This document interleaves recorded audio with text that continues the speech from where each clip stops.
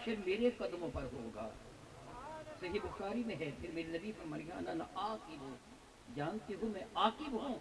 والعاقب الذی لیس بعدہ نبی، اور عاقب وہ ہوتا ہے جس کے بعد کوئی نبی آئے ہی نہیں. میں نبی کریم کا آخری نبی ہوں.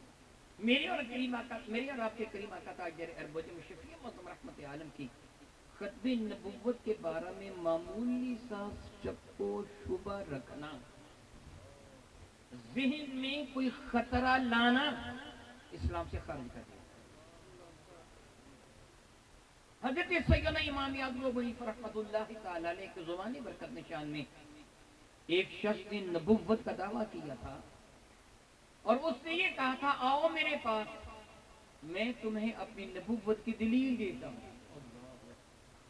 مجھ سے معجزہ طلب کرو، میں معجزہ دکھاؤں، میں تمہیں اپنی نبوت کی دلیل دوں.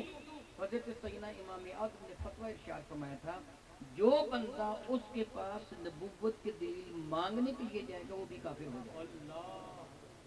یہ تو ہے نا کہ اس کو ماننا نہیں، جو اس کے پاس اس نیت کے ساتھ جائے گا کہ مجھے اپنی نبوت کی دلیل دے وہ بھی کافر ہو جائے گا. کیا اس کو شک ہے کہ میرے نبی آخری نبی ہیں کہ نہیں؟ یہ بات بالکل اسی طرح ہے کہ جس طرح کوئی بندہ یہ اعلان کرے معاذ اللہ معاذ اللہ معاذ اللہ کہ میں اللہ ہوں، تو کوئی بندہ اس کے پاس جائے کہ اپنے اللہ ہونے کی دلیل دے، وہ بندہ بھی کافر ہو جائے گا. کیا اللہ ہو سکتا ہے رب کائنات کے سوا کوئی دوسرا؟ یاد رکھیں جس نبی نے ہمیں بتایا کہ اللہ ایک ہے، اسی نبی نے فرمایا کہ میں آخری نبی. جس نبی نے ہمیں بتایا کہ اللہ ایک ہے، اسی نبی نے فرمایا کہ میں آخری نبی ہوں اور میرے بعد کوئی نبی نہیں ہے. جس طرح اللہ تعالیٰ کی توحید پر کامل ترین طریقے سے ایمان لانا فرض ہے، اسی طرح میرے کریم آقا کی ختم نبوت پر بھی کامل ترین طریقے سے ایمان لانا فرض ہے. سبحان اللہ. ختم نبوت زندہ باد، زندہ باد. تاجدار ختم نبوت زندہ باد، زندہ باد. اگر ایسے نہ ہوگا پھر اسلام کی ساری عمارت دھڑام سے نیچے گر جائے گی، کچھ بھی باقی نہیں بچے گا. پھر کیا ہوگا؟ کچھ بھی باقی نہیں بچے گا. رب الجلال نے میرے کریم آقا رسول عربی شفیع معظم رحمت عالم صلی اللہ علیہ وسلم پر یہ آیا بارکہ نازل فرمائی الیوم اکملت لکم دینکم واتممت علیکم نعمتی. اے محبوب مکرم علیہ الصلوۃ والسلام، آج میں نے تمہارا دین مکمل کر دیا. آج میں نے کیا کیا؟ تمہارا دین میرا اللہ قرآن کریم میں ارشاد فرماتا ہے وَإِن تُعُدُّوا نِعْمَةَ اللَّهِ لَا تُحْصُوهَا. اگر تم اپنے رب کی نعمتوں کو گننا چاہو تو غیر ممکن ہے کہ تم اپنے رب کی نعمتوں کو گن سکو. نہیں گن سکتے اپنے رب کی نعمتیں. جس طرح میں عموماً ایک جملہ کہا کرتا ہوں، کوئی بندہ یہ کہہ دے میں آسمان پہ بکھری ہوئی ستاروں کو گن سکتا ہوں، زمین کے ذرات کو گن سکتا ہوں، سمندروں کے قطرات کو گن سکتا ہوں، وہ جھوٹا تو کہلوائے گا لیکن کافر نہیں ہوگا. یہ دعویٰ کرنے والا کہ میں سمندر کے پانی کے قطرات کو گن سکتا ہوں، زمین کے ذرات کو گن سکتا ہوں، آسمان کے ستاروں کو گن سکتا ہوں، یہ دعویٰ کرنے والا جھوٹا تو ہوگا، کافر نہیں ہوگا. جو جملہ یہ کہے کہ میں اللہ کی نعمتیں گن سکتا ہوں کافر ہو جائے گا، نص قطعی کا انکار کرے گا. میرا اللہ کہتے ہیں تم نہیں گن سکتے ہو کہ میں گن سکتا ہوں. وہ اللہ جس نے اعلان فرمایا جل مجد الکریم کہ تم میری نعمتوں کو نہیں گن سکتے، وہی رب ذوالجلال اعلان فرماتا محبوب اتممت علیکم نعمتی، میں نے ساری نعمتیں تجھ مصطفیٰ کو دے دی. اتممت علیکم نعمتی، میں نے تمام کر دی اپنی نعمتیں تجھ پر. وہ کوئی عقل کا اندھا ہوگا نا اب جو مصطفیٰ کریم پر کوئی اعتراض کرے گا؟ جب سب کچھ ان کو رب نے دے دیا تو رہ کیا گیا؟ باہر میں عرض کر رہا تھا حضرت سیدنا فاروق اعظم رضی اللہ تعالیٰ عنہ تشریف فرما تھا. بارگاہ اقدس میں ایک یہودی آیا، سیدنا فاروق اعظم کی خدمت فیض دجت میں ایک یہودی آیا اور کہنے لگا کہ اے عمر تم بڑے ناحق شناس و مسلمان، معاذ اللہ معاذ اللہ. آپ فرمانے لگے جلدی بتا تو نے یہ جملہ کیوں کہا ہے؟ ہم تو حق کو بہت شناسان ہیں، ہم تو جاننے والی حق کی، ہم تو حق کو بہت اپنانے والے، تو نے یوں کیوں کہہ دیا؟ کہنے لگا کہ تمہارے قرآن میں ایک ایسی آیت نازل ہوئی ہے مجھ کو میرے رب کی قسم اگر یہ آیت تورات میں نازل ہوتی ہم اس دن کو عید کا دن بنا لیتے۔ آپ نے فرمایا کون سی آیت بارکہ؟ میرے قرآن کریم کی تو ہر آیت بارکہ ہی بڑی معتبر ہے، تو کس آیت بارکہ کے بارے میں کہہ رہا ہے؟ اس سے یہی آیت بارکہ تلاوت کی، الیوم اکملت لکم دینکم، یہی آیت بارکہ تلاوت کر کے کہہ لگا یہ آیت بارکہ سیدنا فاروق اعظم مسکرا دیے فرمانے کے بدبخت تو جانتے ہیں یہ آیت بارکہ کب کہاں کس دن نازل ہوئی تھی؟ کہنے لگا جی نہیں میں تو نہیں جانتا۔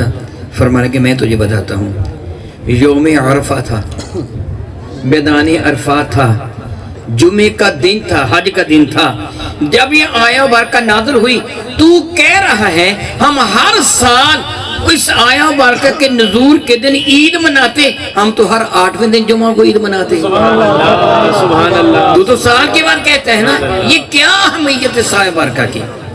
یاد رکھیے حضرت سیدنا آدم علیہ نبینا علیہ السلام سے لے کے پوری ذمہ داری کے ساتھ بات کر رہا ہوں، حضرت آدم سے لے کے حضرت عیسیٰ علیہ السلام تک جتنے انبیاء تشریف لائے ہیں کسی بھی نبی کا دین مکمل نہیں تھا۔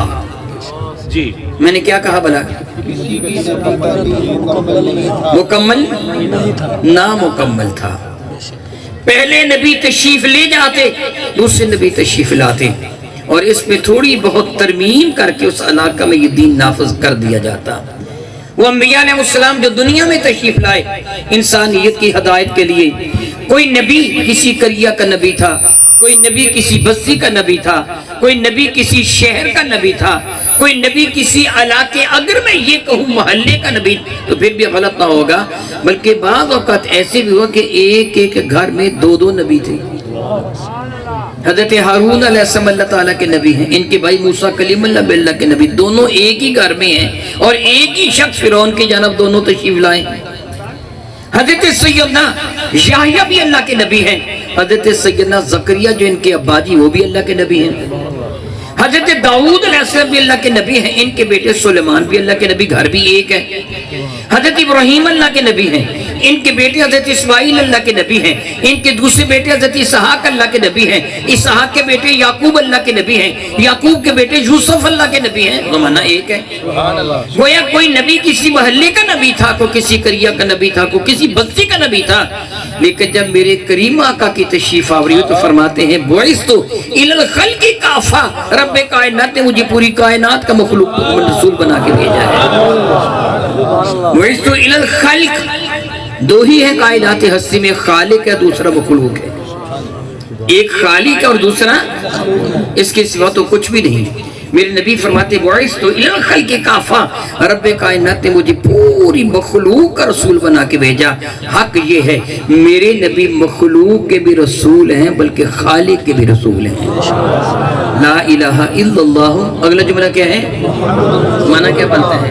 محمد کریم اللہ کے ہمارے بھی اللہ نے رسول بنا کے بھیجا، ہمارے پاس رسول بن کے تشریف لائے، پوری کائنات کے رسول۔ اب اگر یہ مانا جائے کہ حضور کے بعد کوئی اور نبی آ سکتا ہے، پھر یہ ماننا ہوگا کہ حضور کائنات کے رسول نہیں ہے، کچھ علاقہ باقی رہ گیا۔ میری بات سمجھ آپ کو آئی کہ نہیں آئی؟ رب نے کیا فرمایا کہ میں نے دین کو مکمل کر دیا۔ اگر کہا جائے کہ معاذ اللہ حضور کے بعد کوئی نبی آ سکتا ہے، پھر یہ مانا ہوگا کہ دین مکمل ہوا نہیں ہے، پھر سارے کا سارا دین ہی عمارت دھڑام سے نیچے گر جاتی ہے۔ اس لیے یہ فرض ہے کہ ہر ایمان والے یقین کامل رکھے کہ میرے نبی کے بعد کوئی بھی دعویٰ نبوت کرنے والا خبیث دجال ہے۔ کوئی بھی کیا ہے؟ خبیث دجال ہے۔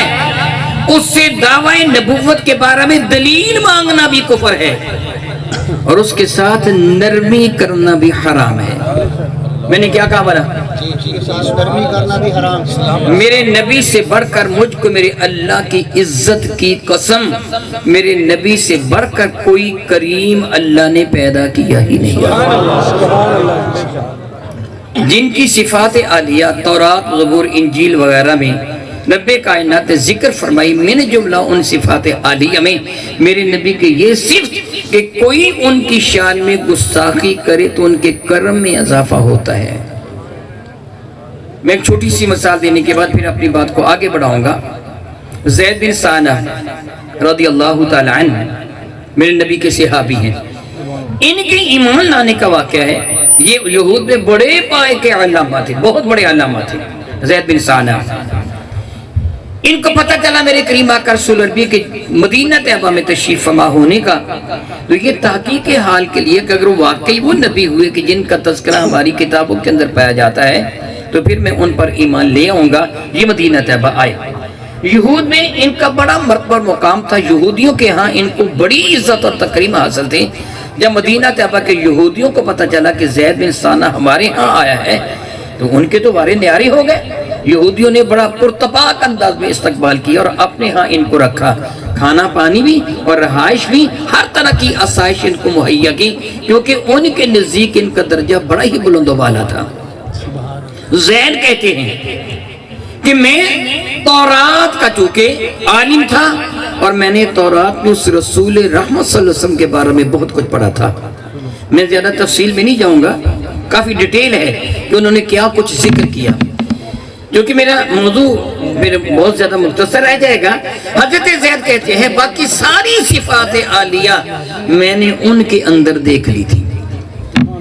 نہایت اختصار سے کرتا ہوں، میرے کریم آقا کی پیشانی، بھویں، پپوٹے، میرے کریم آقا کی آنکھیں، حضور کے خد، حضور کی ریش مبارکہ، حضور کی مبارک بینی، حضور کے مبارک ہونٹ، اللہ کی عزت کی قسم سب کا ذکر تورات کے اندر موجود تھا۔ میرے پاس حوالہ جات موجود ہیں، اگر کوئی بندہ چاہے نا میں اپنی آنکھوں سے دیکھنا چاہتا ہوں تشریف لے میں دکھا دوں گا، ہر چیز موجود تھی۔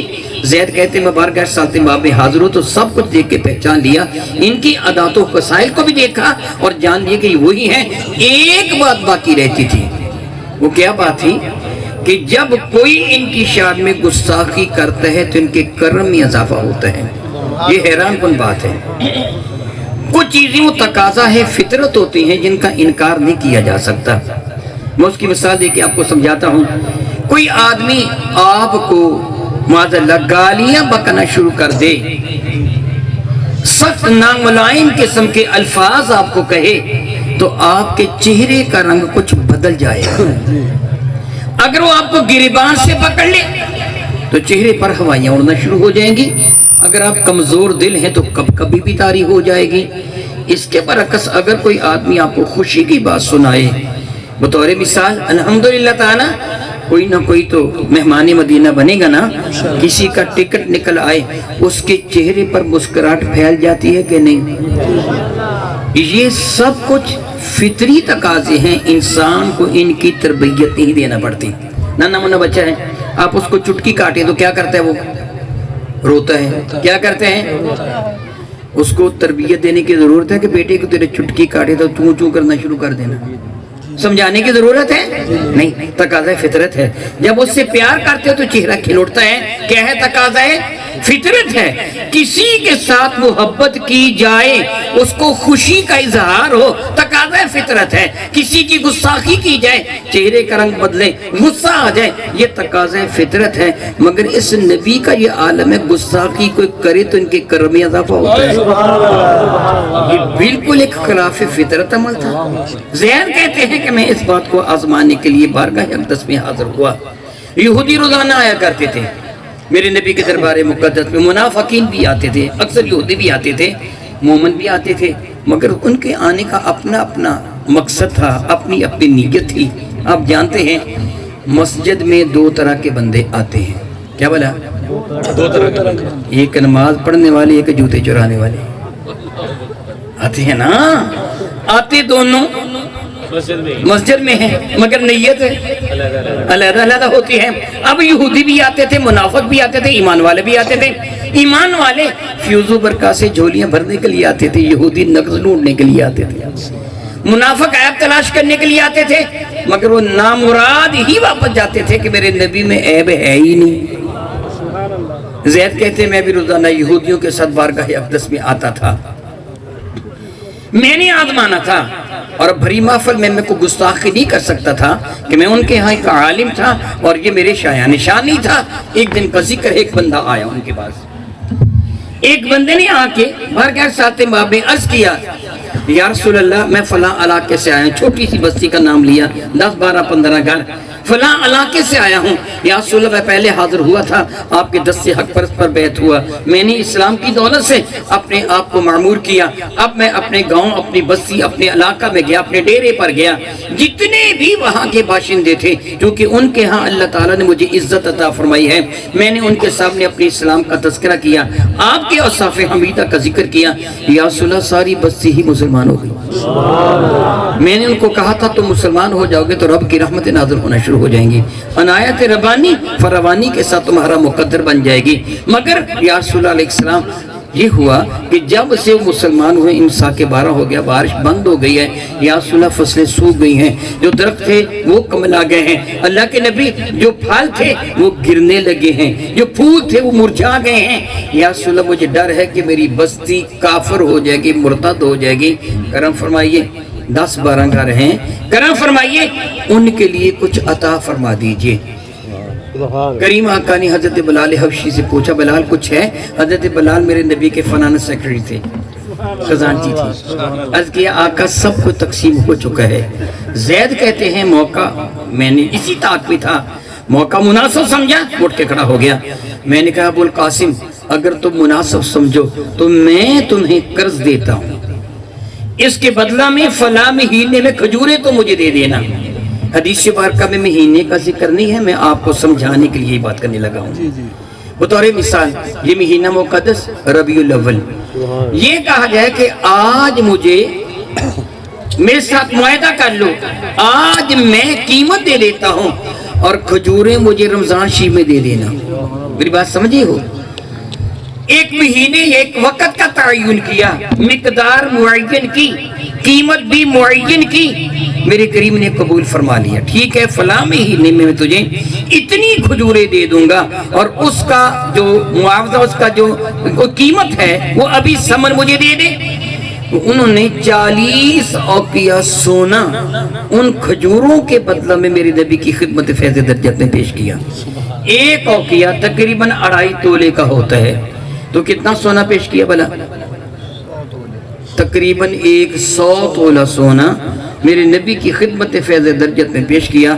میرے نبی نے وہ تمام و کمال سونا اس آنے والے سائل کو عطا فرمایا، یا جا کے تقسیم کر۔ میرے نبی کو 10 12 بندے کافر ہوتے ہوئے برداشت نہیں ہو رہے تھے، اس کو دے دیا۔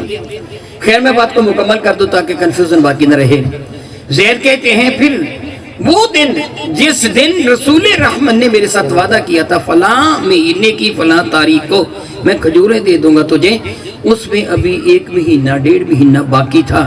رسول رحمت اپنے کسی صحابی کی نماز جنازہ کے لیے بقیع شیفا کی طرف تشریف لے گئے، میں آگے بڑھا، میں نے حضور کے گریبان کو پکڑ لیا، معاذ اللہ جھنجھوڑا، اور میں نے بکواس بکی اور کہا او عبد المطلب کی نسل، معاذ اللہ تم بڑے بددیانت لوگ ہو، تم جھوٹے ہو، کذاب ہو، دھوکے باز ہو، لوگوں سے رقم لے لیتے ہو پھر واپس نہیں کرتے۔ یہ سب کچھ میں نے جھوٹ بولا تھا اور مجھے علم تھا کہ ان سے بڑھ کر کوئی صحیح گھرانہ ہے ہی نہیں ہے، ان سے بڑھ کر کوئی صحیح گھرانہ۔ میرے کریم آقا کے جد محترم، میرے کریم آقا کے باپ حضرت سیدنا عبداللہ، ان کے باپ حضرت عبد المطلب، ان کے والد ذکر حضرت ہاشم، ان کا نام ہاشم نہیں تھا، شیبۃ الحمد نام تھا۔ ہاشم ان کو کیوں کہا جانے لگا تھا؟ یہ لوگوں کی عموماً دعوت کیا کرتے تھے 61 سالی کے زمانہ میں، اور جب دعوت کرتے تو روٹی کے ٹکڑے توڑ کر دسترخوان پہ رکھتے، جس طرح آپ بھی آپ دیکھیں گے بعض روٹی توڑ کر رکھ دیتے ہیں پھر ایک ایک ٹکڑا اٹھا کے کھاتے ہیں۔ حضرت شیبۃ الحمد روٹی کے ٹکڑے توڑ کر دسترخوان پہ رکھ کر لوگوں کی دعوت فرماتے ہیں، کھاؤ اب کھانا۔ کسی نے سوال کیا یہ کیوں محنت کرتے ہو، سالم روٹی کیوں نہیں رکھتے؟ فرمانے کے لوگ بھوکے ہیں، ایک روٹی کھا کے دوسری روٹی اٹھائے گا، دیکھیں میں نے کہا گا 2 کھا گیا، 3 کھا گیا، وہ بیچارہ بھوکا رہ جائے گا۔ میں ٹکڑے اس لیے کرتا ہوں کسی کو پتہ ہی نہ چلے کون کتنی کھا گیا، پیٹ بھر کے کھا کے جائیں۔ سبحان اللہ، سبحان اللہ۔ اس لیے ان کو ہاشم کہا جانا ہے، ٹکڑے ٹکڑے کرنے والے روٹی کو۔ میرے نبی کے خاندان کی سخاوت تو پورے زمانہ میں مشہور تھی. زید نے جو کچھ کہا تھا غلط کہا تھا, میرے نبی کو غصہ دلانے کے لیے کہا تھا. زید کہتے ہیں, خود بیان کرتے ہیں, جب میں یہ گستاخی بک رہا تھا, ان کے گریبان کو پکڑا ہوا تھا, تو میں نے دیکھا کہ ان کے چہرے پر مسکراہٹ پھیل گئی. میں نے گستاخی کی, وہ مسکراتی. پہلو میں فاروق اعظم کھڑے تھے, انہیں جھٹکا دے کر میرا ہاتھ پیچھے دھکیل دیا اور تلوار نکالی. فرمانے لگے, مجھ کو اللہ کی عزت کی قسم, اگر مجھے ڈر نہ ہوتا کہ میرے نبی ناراض ہو جائیں گے, میں ابھی تیری گردن اڑا دیتا. اور تو گستاخی کرتا ہے میرے نبی کی شان میں. میرے کریم آقا مسلسل مسکرا رہے تھے. سیدنا فاروق اعظم نے جب یہ سخت جملے زید بن ثانہ سے کہے تو میرے کریم فرمائے گے, عمر سختی نہ کر, یہ صاحب حق ہے, اس کو حق حاصل ہے جو مجھ سے تقاضا کرے. میں اس کا مقروض ہوں, میں نے اس کا قرضہ ادا کرنا ہے. تجھے چاہیے تھا عمر, تجھے چاہیے تھا تم مجھے کہتا, یا رسول اللہ قرضہ کیوں ادا نہیں کرتے, کیجئے ادا اس کا قرضہ. اور اس سے زیادہ یہ کہتا, بھائی قرضہ واپس لینے کا تقاضا یہ انداز درست نہیں ہے, اچھے طریقے سے تقاضا کیا جاتا ہے. سن, تو نے اس کو دی ہے دھمکی, تو نے اس کو ڈرایا ہے. جتنی کھجوریں میں نے اس کے ساتھ متعین کی تھی, 100 من 200 من, وہ کھجوریں بھی دے, اور اتنے 20 کھجوریں, یعنی کو 5-10 من کھجوریں زیادہ دے, تو نے اس کو دھمکی دی ہے. فاروق اعظم ان کو ساتھ لے کر بیت المال میں گئے. متعلقہ جو وعدہ کیا گیا تھا اس کے مطابق کھجوریں دے دی. اب زیادہ دینے لگے تو کہنے لگے, میں نہیں لوں گا, کیا جی سود دیتے ہو؟ تو حضرت عمر کہنے لگے کہ نہیں, سود نہیں تجھے دے رہا, بلکہ میرے نبی نے فرمایا تھا تو نے دھمکی دی اس لیے اضافی دے رہا ہوں. اس دھمکی کے بدلہ میں زید کہنے لگے, عمر تو مجھے جانتا ہے میں کون ہوں؟ تو فاروق اعظم فرماتے, میں نہیں جانتا تو کون ہے. تو انہوں نے اپنا تعارف کروایا, میرا نام زید بن ثانہ ہے. فاروق اعظم اٹھ کے کھڑے ہو گئے, فرمایا کہ زید, ایک تو وہ سنا ہے زید کوئی مدینہ طیبہ میں آیا اور یہودیوں میں بڑے پائے کا علامہ ہے. یہ کہنے لگے, ہاں میں وہی ہوں. حضرت عمر فرمانے لگے, زید تو ایک عالم دین تھا, خواہ تو تورات زبور کا عالم دین تھا, مگر تو صاحب علم تھا. اگر تو جاہل اجڑ ہوتا, کوئی دیہاتی بدوی ہوتا, خانہ بدوش ہوتا, تو مجھے پھر کوئی غم نہ ہوتا تیرے اندازی گفتگو کا. وہ تو پڑھا لکھا ہو کر میرے نبی سے یہ گفتگو کر رہا تھا. زید تجھے خیال نہیں آیا؟ زید بن ثانہ کہنے لگے, عمر غور سے سنیے, میں نے ان کے سارے اوصاف حمیدہ ان کے اندر دیکھ لیے تھے, صرف ایک صفت کا جاننا مجھے ضروری تھا کہ کیا ان کا غضب نیچے ہوتا ہے, رحم زیادہ ہوتا ہے, یا ان کے رحم پر ان کا غضب غالب آتا ہے. میں نے دیکھ لیا کہ اللہ کی عزت کی قسم ان کی شان کریمی ان کے غصے سے کہیں بڑھ کر ہے. عمر سن, میں کلمہ طیبہ پڑھ کے مسلمان ہوتا ہوں, یہ کھجوریں جو تم مجھے دے رہا ہے اب میری نہیں, یہ مسلمانوں کے لیے صدقہ ہے. بار کر ساتھ میں حاضر ہوتا ہوں. اس واقعہ کے سنانے کا میرا مقصد یہ تھا, 10-12 بندے کافر ہو رہے تھے, میرے نبی نے 100 تولہ سونا دیا ان کو کفر سے بچا لو. اب سنیے, مسلمہ کذاب یمامہ کے علاقہ سے ہزاروں کی تعداد میں ایک وفد لے کر میرے نبی کی خدمت فیض درجت میں حاضر ہوا, اور اس نے آ کر میرے نبی کو یہ عرض کیا, جو کہ ان کے افراد بہت زیادہ تھے.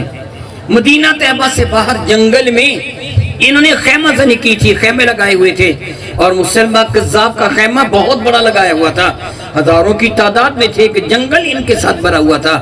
مسلمہ میرے نبی کے پاس آیا اور آ کے کہنے لگا, میں آپ پر ایمان لاتا ہوں, ایمان لاؤں گا, یہ لاتا ہوں, بشرط ہے کہ آپ یہ اعلان فرما دیں کہ آپ کے بعد آپ کا جانشین اور خلیفہ میں ہوں گا.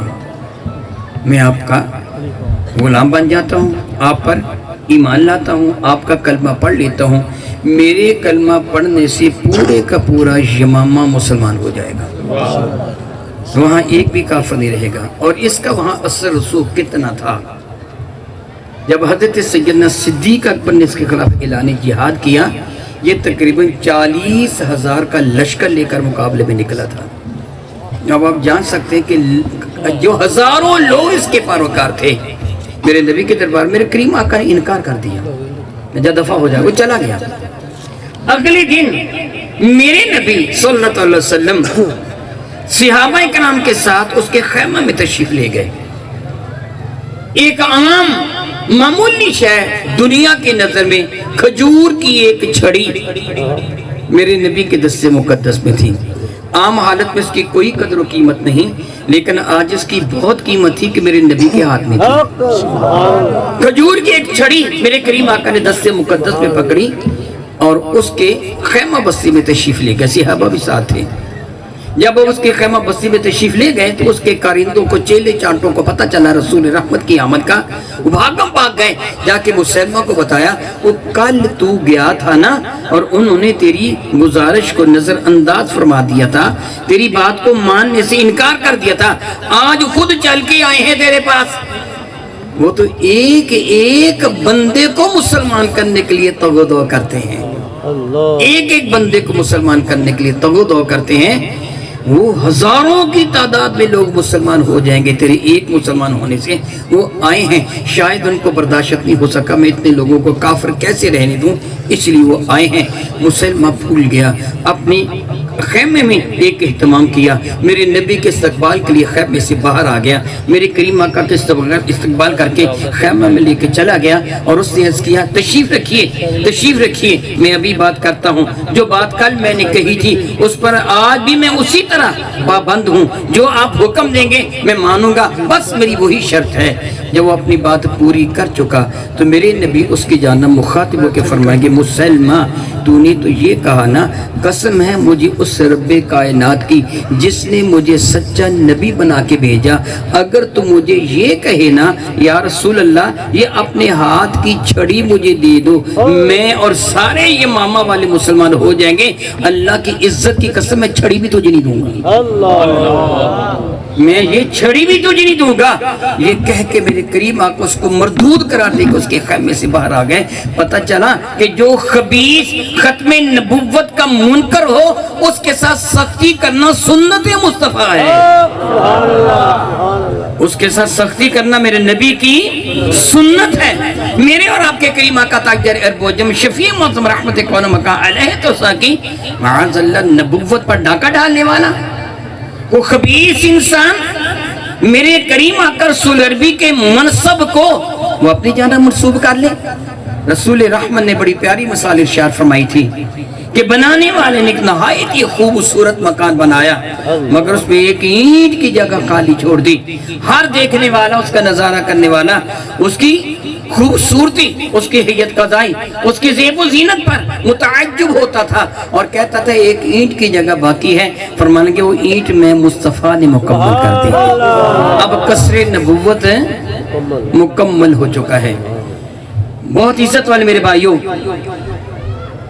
یاد رکھیے، جہاں تک اس بات کا تعلق ہے کہ دلائل الحمدللہ تعالیٰ ثم الحمدللہ تعالیٰ بے شمار دلائل ہیں۔ رب ذوالجلال نے قرآن مجید فرقان میں جو ارشاد گرامی قدر فرمایا، اے محبوب مکرم علیہ السلام ذالک الکتاب لا ریب فیہ، یہ کتاب شک و شبہ سے بالاتر ہے، یہ کتاب شک و شبہ سے، اور اس سے ہدایت کس کو ملتی ہے؟ ہدی للمتقین، متقی لوگوں کو ہدایت ملتی ہے۔ اس جگہ متقی لوگوں کی جو تعریف جو ڈیفینیشن میں رب نے ذکر فرمائی ہے وہ کیا ہے؟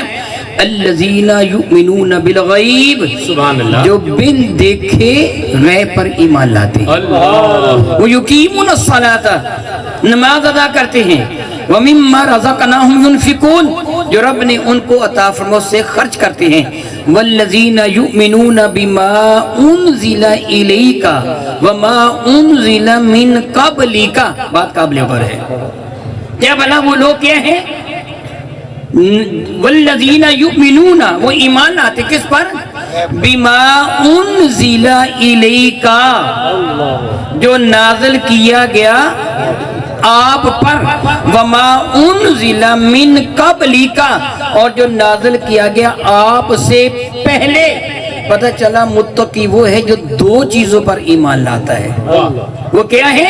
جو میرے نبی پر نازل ہوا، جو پہلے نازل ہوا، اگر بعد میں نازل ہونا ہوتا تو میرا رب اس کا بھی ذکر فرما دیتا، میرا رب اس کا بھی ذکر فرما دیتا جو بعد میں نازل ہوگا.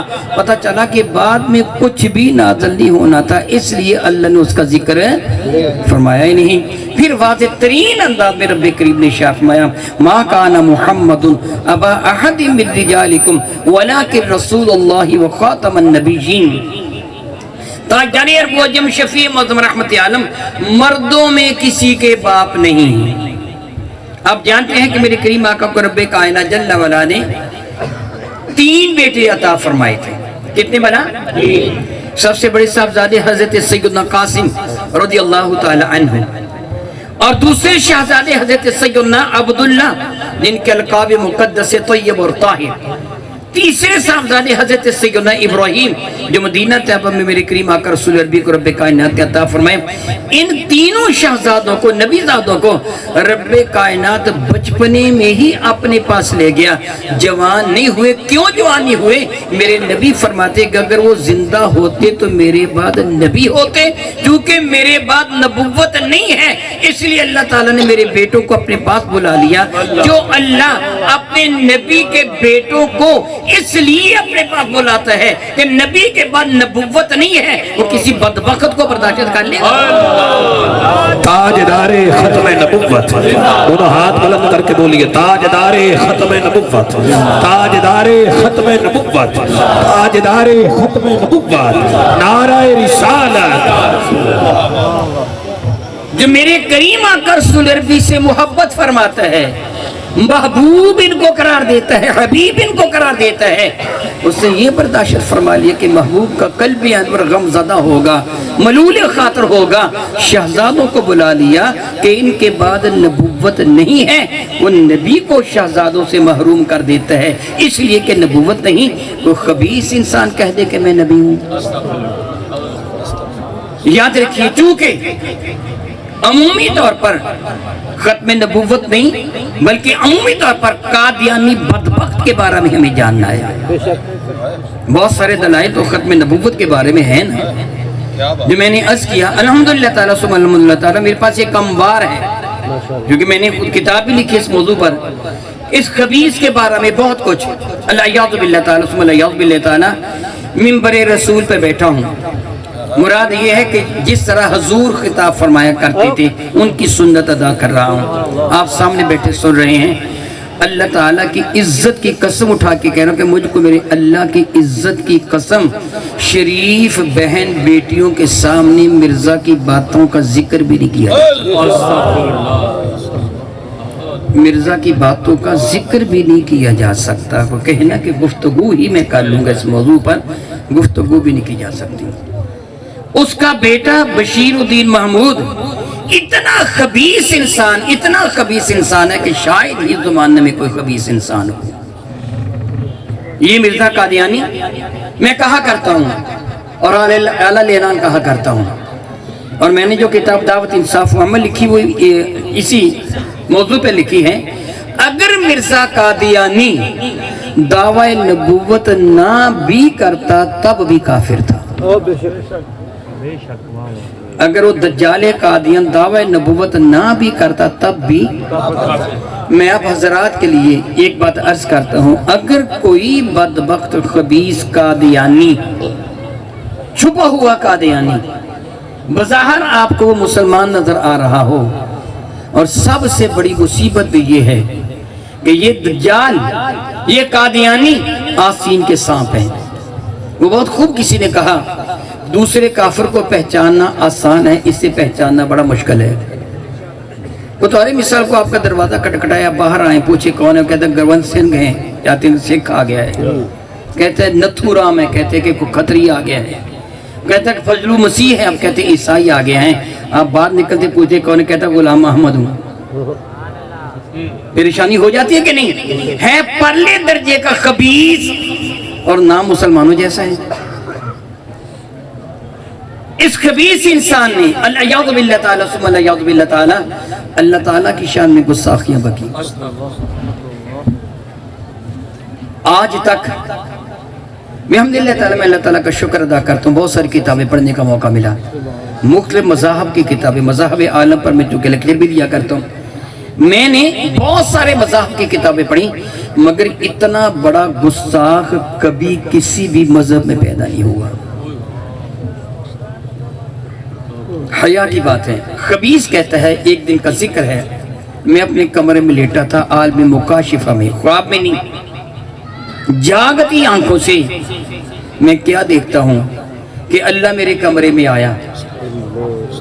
پھر کیا ہوا, میں نے اپنے آپ کو دیکھا تو میں عورت بن چکا تھا, اور پھر معاذ اللہ تعالیٰ خامد میرا اللہ تھا, میں اللہ کی بیوی. اس کے بعد میں کیا کہوں. اس خبیث سے یہاں تک بکواس اللہ کی شان میں کیا, اور ایسا بکواس نہ کبھی کسی ہندو نے کیا, نہ کسی سکھ نے کیا, نہ یہودی نے کیا, نہ عیسائی نے کیا, نہ دہری نے کیا, نہ نیچری نے کیا. کسی نے ایسی بڑی گستاخی اللہ کی شان میں نہیں بکی جو گستاخی اس خبیث نے بکی ہے. آپ اسے صاف صاف کہیں, کوئی بھی قادیانی ہو گفتگو کریں, وہ کہتے ہیں عمومی طور پر عیسیٰ علیہ السلام جی زندہ ہے کہ وفات پا گئے ہیں, مسیح موعود آئیں گے, امام مہدی آئیں گے. آپ سمجھ جائیں یہ خبیث انسان ہے. کہیں کہ مرزا کے بارے میں بات کر کے مرزا انسان بھی ہے کہ نہیں. کیا بولا میں نے کہا صحیح بخاری ہے. کیا میں نے کہا صحیح بخاری ہے. میرے نبی نے اپنا تعارف کروایا, مگر وہ عرض کرنے سے قبل میں آپ کو مثال دوں گا. اپنے بارہ میں سب سے زیادہ اللہ کے بعد میں جانتا ہوں میں کیسا ہوں. میری بات سچ ہے کہ غلط ہے؟ اگر میری بات سچ ہے تو آپ کہیں ٹھیک ہے, غلط ہے تو کہہ دیں غلط ہے. سب سے زیادہ میرے بارے میں میرا اللہ جانتا ہے. اللہ کے بعد سب سے زیادہ میرے بارے میں میں خود جانتا ہوں. من آنم کے من دانم, جو میں ہوں میں جانتا ہوں. میری کرتوتیں کیا ہے, میں کیسا ہوں, کون ہوں, میں جانتا ہوں. لوگ جعلی سید بن جاتے ہیں, ان کو پتا ہوتا ہے میں جعلی ہوں جی, ان کو پتا ہوتا ہے میں 2 نمبر ہوں. میرے نبی فرماتے ہیں جو اپنی ذات کو بدلا لے گا نہ اس کا کوئی نفل قبول ہوگا نہ فرض قبول ہوگا, وہ جہنمی ہے. ہر بندہ جانتا ہے میں کون ہوں. میرے نبی نے ارشاد میں صحیح بخاری ہے, ان لی الاسماء, میرے لیے کئی نام ہیں. انا محمد, میں تو محمد ہوں. اب میں اس کی شرح بیان کروں گا, وقت بہت زیادہ صرف ہو جائے گا. الذی یحمد حمدن بعد حمدن, کائنات میں ہمیشہ جس کی حمد ہوتی رہے وہ محمد ہوتا ہے. وانا احمد, میں اپنے رب کی سب سے زیادہ حمد کرنے والا ہوں. انا الماہی الذی یمحی اللہ بی الکفر, میں ماہی ہوں, میرے صدقہ سے اللہ تعالیٰ کفر کو مٹاتا ہے. انا الحاشر یحشر الناس علی قدمی, میں حاشر ہوں, زمانے بھر کا قدم حشر میرے قدموں پر ہوگا. میرے نبی نے اشارے گرامی کر فرمایا کہ انا العاقب, میں عاقب ہوں. اول عاقب الذی لیس بعدہ نبی, اور عاقب وہ ہوتا ہے جس کے بعد کوئی نبی نہیں ہوتا. با فضائل سید المرسلین کی دوسری حدیث مبارکہ اختصار کے ساتھ میں عرض کرتا ہوں. ابن عباس فرماتے ہیں, ایک دن کا ذکر ہے, ہم مسجد نبی شریفہ میں بیٹھے تھے, صحابہ اکرام باتیں کر رہے تھے. ایک صحابی نے کہا اللہ تعالیٰ نے حضرت آدم کو مصطفیٰ بنایا. ان اللہ اصطفیٰ آدم, قرآن کریم ہے, چنا آدم کو. دوسرے صحابی کہنے لگے درجہ حضرت ابراہیم کا بہت بڑا ہے, اللہ نے ان کو اپنا خلیل بنایا. ایک کہنے لگے اللہ تعالیٰ نے حضرت موسیٰ کو اپنا کلیم بنایا. ایک کہنے لگے اللہ تعالیٰ نے حضرت عیسیٰ کو روح اللہ کلمت اللہ قرار دیا. میرے نبی تشریف لے آئے سبحان اللہ, صلی اللہ علیہ وسلم بدائمان ابدا. فرما لگے جو کو تم نے کہا ہم نے سنا. ٹھیک ہے آدم صفی ہے, ٹھیک ہے ابراہیم اللہ کے خلیل ہیں, درست ہے کہ حضرت موسیٰ اللہ کے کلیم ہیں, یہ بھی صحیح ہے. عیسیٰ کلمت اللہ ہے, روح اللہ ہے. وہ سنو علاوہ علا, وہ یاد رکھو, یاد رکھو, انا حبیب اللہ, ہم اللہ کے محبوب ہیں. پھر میرے نبی نے فرمایا سنو قیامت کا دن ہوگا, لواء الحمد میرے ہاتھ میں ہوگا. کیا بنا قیامت کا دن ہوگا لواء الحمد, آدم سے لے کے عیسیٰ تک سارے نبی میرے جھنڈے کے نیچے ہوں گے. میں نبیوں کا بھی نبی ہوں. یہ کون اپنا تعارف کروا رہا ہے؟ میرے نبی. اب غلام قادیانی سے بھی پوچھے تیرا تعارف کیا ہے؟ جی میں نے جو کچھ کہا کہ اپنے بارے میں میں زیادہ جانتا ہوں, میرے نبی اپنے بارے میں زیادہ تعارف کروایا. حدیث مبارکہ میں پورے ابواب ہیں فضائل سید المرسلین کی. میرے نبی نے بڑے واضح انداز میں تعارف کرایا. پورے کا پورا قرآن میرے نبی کے تعارف میں ہے. مرزا قادیانی بھی اپنا تعارف کرواتا ہے, سن لیجئے, یاد کر لیجئے. مرزا قادیانی کہتا ہے کرم خاکی ہوں میں پیارے نام آدم زاد ہوں. کرم خاکی, कैचवा देखा आपने?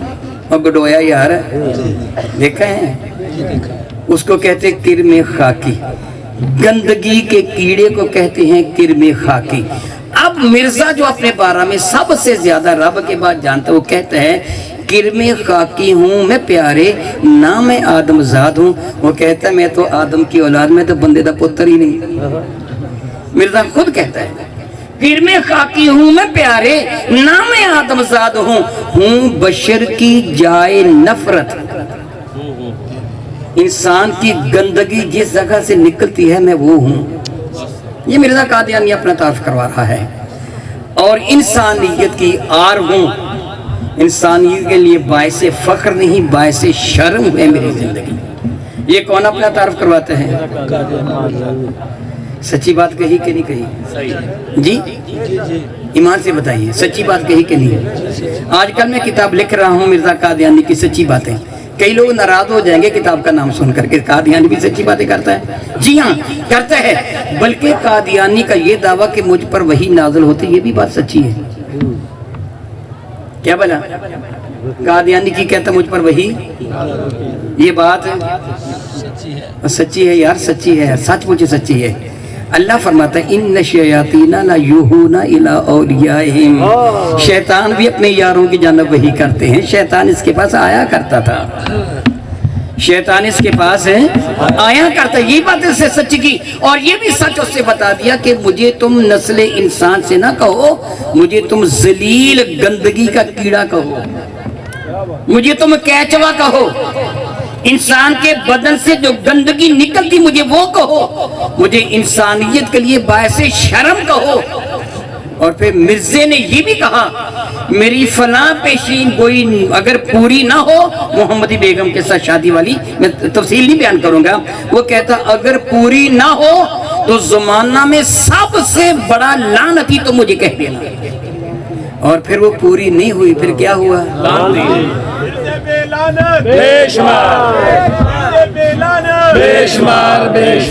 तुम करो ना करो, उसने खुद ही कह दिया कि फिर सबसे बड़ा लानती, शैतान से बड़ा लानती मुझे करार देना अगर पेशीन गोई पूरी ना हो। वो पेशीन गोई पूरी ना हुई तो लानत तो मुसलसल बरस रही है उस पर। वो लानत करे ना करे वो तो उसका मुकद्दर बन चुकी है।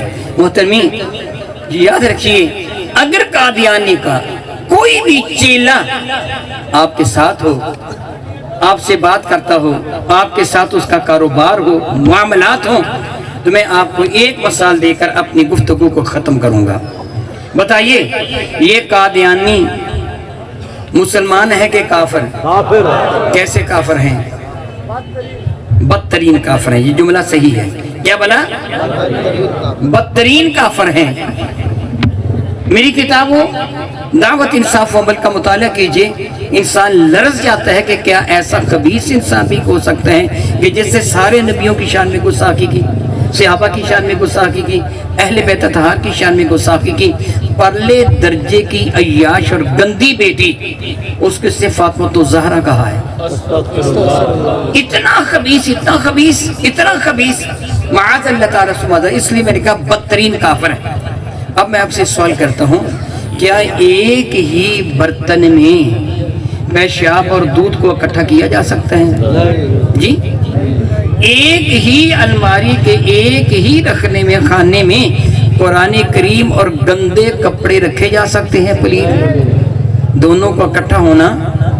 फिर एक दिल में अल्लाह और उसके रसूल की मोहब्बत और कादियां की मोहब्बत नहीं इकट्ठी हो सकती। दोनों में एक मोहब्बत होगी, या तो दज्जाले कादियान और उसके चेलों से मोहब्बत कर, या नबी उसके सहाबा से मोहब्बत कर। दोनों में से एक से मोहब्बत करना होगी। और अब तेरी मर्जी है। मेरे नबी अलैहिस्सलाम ने एक सहाबी को फरमाया था उसके सवाल पर कि जब उससे अर्ज किया था या रसूल अल्लाह क़यामत कब आएगी, तो मेरे नबी ने फरमाया था तूने क़यामत के लिए क्या जमा कर रखा है?